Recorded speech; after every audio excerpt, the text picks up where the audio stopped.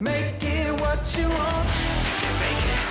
You can make it what you can make it. Make it what you want. Hi, I'm Walt Schultz with the Schultz team at Waterstone Mortgage. Thanks for joining us today. We've got an awesome show planned for you today. We're going to be looking at the restaurant scene here in downtown Salem and also how housing has impacted that over the years and helped it to grow. First, we're going to meet with Greg Astley, who is the Director of Government Affairs with the Oregon Restaurant and Lodging Association. Come join with me as we take a closer look at what Salem has to offer.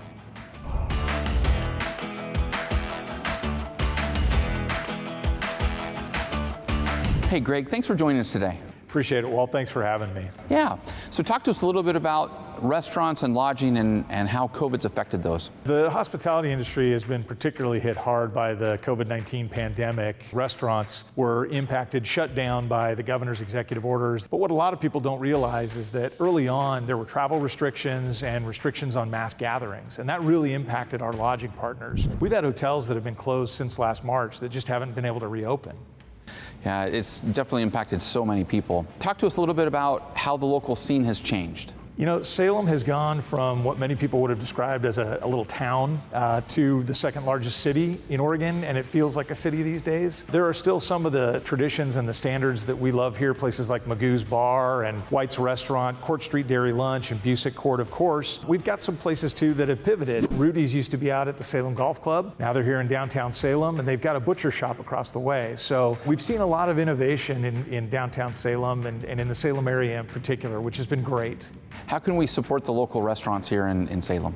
Because we're limited right now in Marion County and in Salem to just outdoor dining, if you can put on a coat or a jacket, wear your mittens, and go have something to eat outside, that's terrific. For those places that have been able to pivot to do takeout and delivery, order some food. It's the best thing that you can do right now to keep those restaurants going. We also recently passed a law here in Oregon that allows for cocktails to go.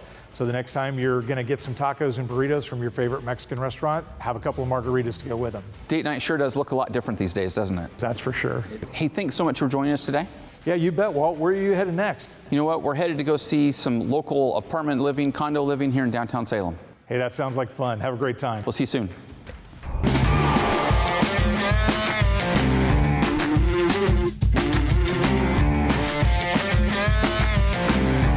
Hey, Christine, how are you doing? Good, I'm good. Walt, how are you? Good. Thanks for having us. Sure. Tell us a little bit about where we are. We are in the Rivers Condominium Complex in downtown Salem, Oregon, just blocks away from a lot of fun restaurants, stores, and museums, and of course, right across the street from the Willamette River. Is this why they call it the River? It's because of the Willamette River and the view? Yep, exactly. The Rivers Condominium Complex, 8 floors, 30 units total, ranging anywhere from small studios all the way up to about 3,000 square foot penthouses on the top floor. That's perfect. Tell us a little bit about your team. I've been a real estate broker for about 9 years.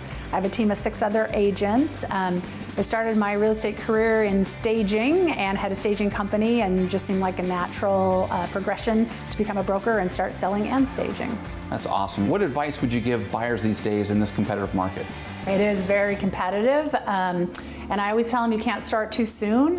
Start doing your research, start looking online, go to open houses, talk to brokers, but most importantly, find a lender, get pre-approved so you know you're not shopping over your budget. Christine, thanks for having us, and that's definitely wise advice. You're welcome. Until next time, we're on Financing the American Dream.